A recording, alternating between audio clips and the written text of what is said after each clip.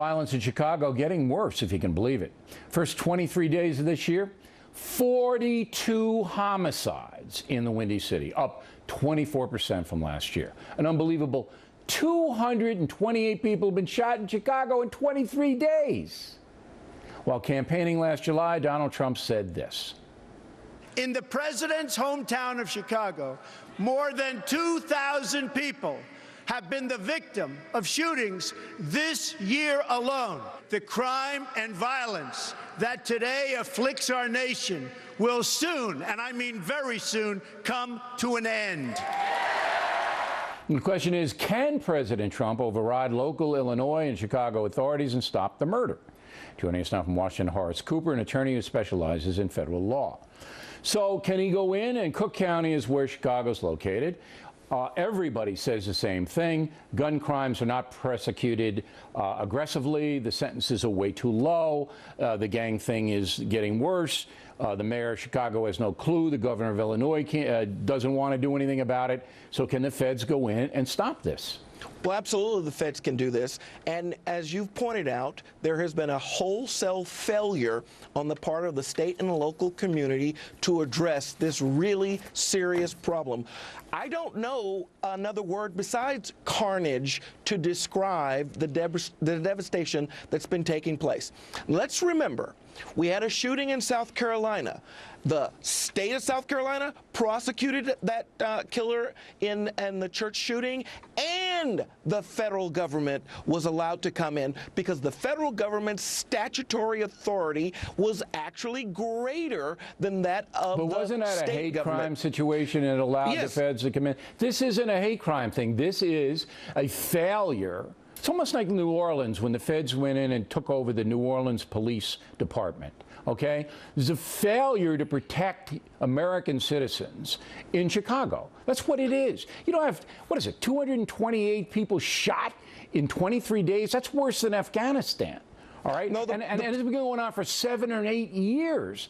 So Sessions takes over. You assume he'll be okayed next week. And he comes in and he does what? Does he send federal authorities into Chicago? What does he do?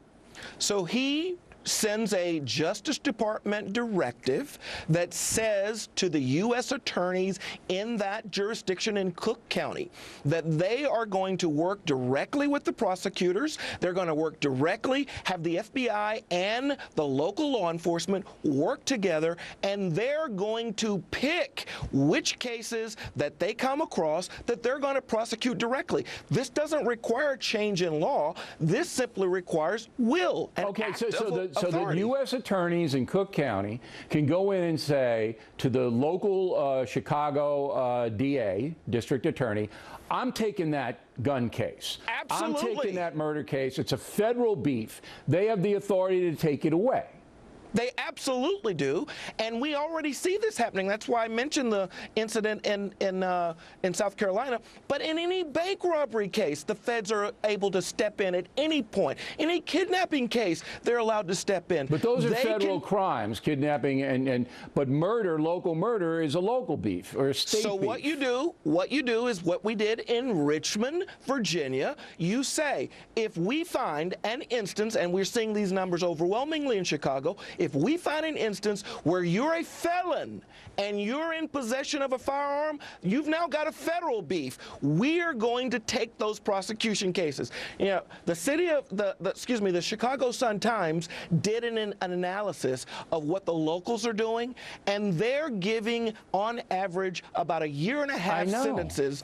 And it's then insane. The prison is saying to the people, you don't even have to serve even 1/3 of that amount of time. We absolutely need to bring in the U.S. attorney, send these people off to federal prison, nowhere even necessarily in Illinois, and you know make what sure else they're held accountable. President Trump could do? He could call in the National Guard.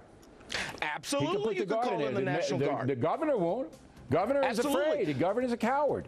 All right? So if I were president, I'd say, you know what? For the next month, we're going to have the Guard in these neighborhoods to stop this. Because you're right, it's carnage and it's racism. It's black people getting killed, innocent black people. And if it were happening in a white neighborhood, believe me, it would stop. Everybody would be against it if it happened then. Thank you for having this discussion. It's a pleasure tonight. to have you. Thank you. Directly ahead, more racism.